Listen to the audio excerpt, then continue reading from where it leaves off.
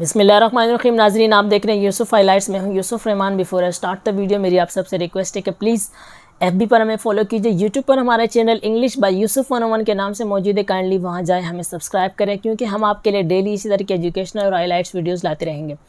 सबसे पहले तो एक अफसोसनाक खबर आपके साथ शेयर करता हुआ चलूँ कि जमील फारूकी, जो कि बोल न्यूज़ के सीनियर एंकर पर्सन है, उनको कराची एयरपोर्ट से गिरफ़्तार कर लिया गया है और इस्लामाबाद पुलिस ने उनका 3 दिन का सफरी रिमांड हासिल कर लिया है। जमील फारूकी की वीडियो जो कि एयरपोर्ट पर ही रिकॉर्ड की गई, वो मैंने देखी और उसमें जिस तरह से वो रो रहे थे या जिस तरह से उन्होंने बयान किया कि उनके साथ किस तरह से जो है वो सलूक रखा गया, तो वो इंतहाई अफसोसनाक है।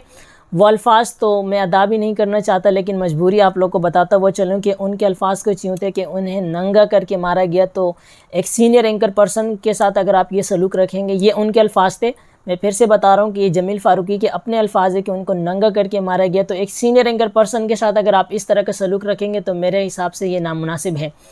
उसके बाद जनाब, आज ट्विटर पर एक ट्वीट्स बहुत ट्रेंड कर रहा है जिसमें लिखा हुआ है कि इमरान खान साहब हमारी रेड लाइन है। अगर इमरान खान साहब को गिरफ़्तार किया गया तो हमारे और तुम्हारे बीच में यही एक पर्दा है। जब ये हटेगा तो फिर चौक पर, चौराहों पर, दुकानों पर सब में बताया भी जाएगा, दिखाया भी जाएगा कि कौन क्या कर रहा है और किसने क्या किरदार अदा किया।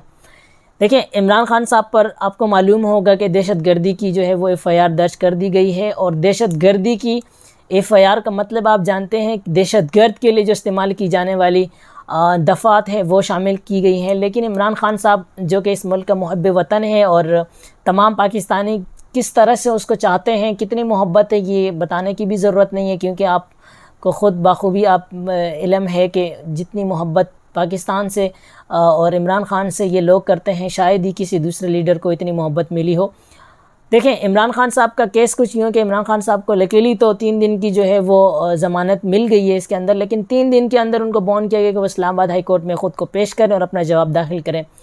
इमरान खान साहब का बयान अगर देखा जाए तो उन्होंने यही कहा था कि अपने उस जलसे में, रावलपिंडी बाग में जो जलसा हुआ, उसमें उन्होंने ये कहा था कि एक लेडी जज साहिबा का उन्होंने नाम लिया था, IG इस्लामाबाद और DIG कि आपने जो किया है, जो तरीक़ेकार है, यानी कि उस पर हमें एतराज़ है, तो हम कानून में रहते हुए जो है वो आप पर मुकदमा करेंगे। देखें, हर इंसान का ये हक है, ये राइट है। अगर आपके साथ कुछ गलत होता है, आपको लगता है कि आपके साथ गलत हुआ है, तो आप डेफिनेटली कानून की तरफ ही जाएंगे, कानून का रास्ते ही अपनाएंगे। देखें, हमारे लिए तो कानून ही है ना कि हम इंसाफ उससे ही लेंगे। अगर कानून गरीब के लिए नहीं है, अगर इंसाफ नहीं दिया जा सकता, तो फिर कानून का क्या मतलब हुआ।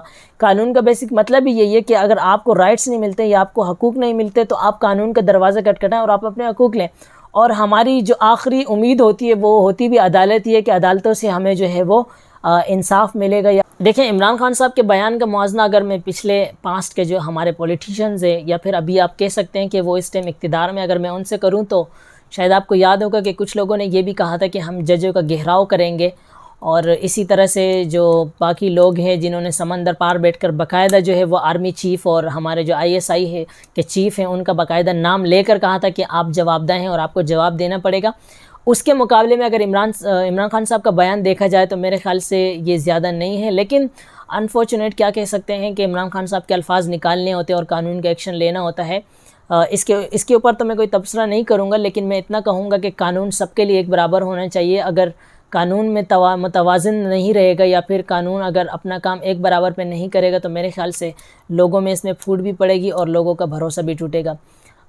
इमरान खान साहब का जो केस है, उन पर जो FIR दर्ज की गई है, उन्हें इस्लामाबाद हाई कोर्ट में ख़ुद को पेश करना है। और मैं आपको बताता हुआ चलूँ कि यहाँ पर कुछ ताकतवर हलके हैं जो अपने फ़ैसले करवाते भी हैं, अपने फ़ैसले मनवाते भी हैं, लेकिन जहाँ पर आवाम की ताकत हो, फिर वहाँ पर फ़ैसले जो है वो आइन के मुताबिक किए जाते हैं। इमरान खान साहब कल रात जो मुराद सईद साहब ने एक ट्वीट किया कि इमरान खान साहब ने ख़ुद भी ये बताया कि उनको जो है वो अरेस्ट करने का प्लान था, ड्यूरिंग 3 to 4 PM नाइट उनको जो है वो अरेस्ट करने का प्रोग्राम था। लेकिन एक ट्वीट के ऊपर जिस तरह पाकिस्तानी बाहर निकल कर आए, लाहौर लिबर्टी चौक में हो गए, कराची हो गया, मुल्तान हो गया, सियालकोट हो गया, या KPK पंजाब, जिस तरह से लोगों ने बाहर निकले और जिस तरह से लोगों ने जो है वो बनी गाला का रुख किया, तो इससे मेरे ख़्याल से मुतअद्दिद हलकों को ये पैगाम वाज़िह गया होगा कि ये इतना आसान भी नहीं है, क्योंकि उनको अरेस्ट करना और फिर उसके बाद के नताइज भुगतना, ये मेरे ख़्याल से इतना आसान भी नहीं होगा। तो मेरे ख़्याल से ये प्लान भी चेंज कर दिया गया।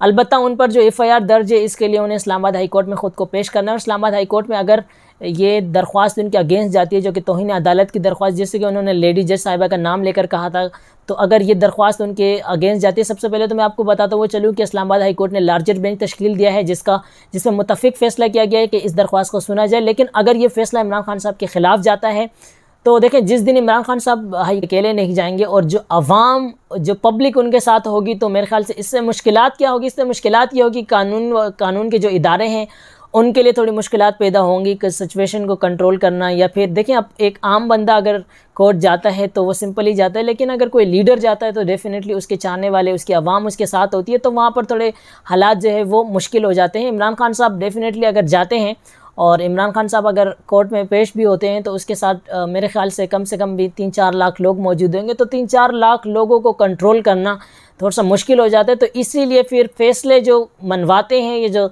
ताकत आप कह सकते हैं, ताकतवर और हल्के जो अपने फ़ैसले करवाते हैं या अपने फ़ैसले मनवाते हैं, लेकिन जब आवाम मौजूद होगी तो मेरे ख़्याल से जो जजेस इस्लामाबाद हाई कोर्ट ने जो स्पेशल जो लार्जर बेंच तश्कील दिया इसकी समाअत के लिए, तो उनको भी दिखेगा कि आवाम फ़ैसला लेने आई है, तो फिर फ़ैसले आइन के मुताबिक किए जाते हैं और आइन को मद्देनज़र रख कर जो फ़ैसला किया जाता है। क्योंकि हमारी जो आखिरी उम्मीद होती है वो भी यही होती है कि हम अदालतों की तरफ जाएं, हमें वहाँ से रिलीफ मिले या हमें वहाँ से इंसाफ मिलता है, ठीक है। तो इसी तरह आवाम जब अदालत के बाहर मौजूद होगी तो आवाम जो जजेस जितने भी बैठे होंगे उनको ये दिख भी रहा होगा कि इस वक्त ना उनसे कोई ताकत अपना फ़ैसला मनवा सकती है और ना उन पर कोई ज़बरदस्ती हो सकती है, क्योंकि आवाम उनकी हिफाजत के लिए मौजूद है, लिहाजा वो आइन को मद्देनज़र रखते हुए फ़ैसले देंगे। और दूसरी बात मैं आपको बताता हुआ चलूँ कि अगर इमरान खान साहब के बयान को दिया जाए या माजी के जो हमारे पॉलिटिशियन जिन्होंने बयान दिया, आपने ये भी सुना होगा, मैं अभी नाम लेना मुनासिब नहीं समझता, कि कुछ लोगों ने ये कहा था कि हम जजेस का घेराव करेंगे, तो मेरे ख्याल से वो भी तौहीन अदालत में आता है। कुछ लोगों ने समंदर पार बैठकर भी नाम लिया था बाकायदा, कि जो आर्मी चीफ़ है हमारे जनरल कमर जावेद बाजवा, उनका नाम दिया था कि आपको जवाब देना पड़ेगा, या हमारे जो ISI के चीफ़ हैं आपको जवाब देना पड़ेगा। तो उनके ऊपर मेरे ख़्याल से भी ये FIR फिर बनती है और उन्हें भी कानून के कटघरे में लाना चाहिए, क्योंकि कानून हम सब के लिए एक बराबर है। कानून में जो है वो हम सब एक बराबर है, तो हम सबको जो है वो बराबर का इंसाफ होना चाहिए। लिहाजा देखते हैं कि आगे इस केस में क्या होता है। इंशाअल्लाह ताला अल्लाह ताला वही करे जो हमारे पाकिस्तान, जो हमारे लोगों के लिए बेहतर हो। नेक्स्ट हाईलाइट्स तक अपने और अपने प्यारों का ढेर सारा ख्याल रखिएगा। अल्लाह हाफिज़।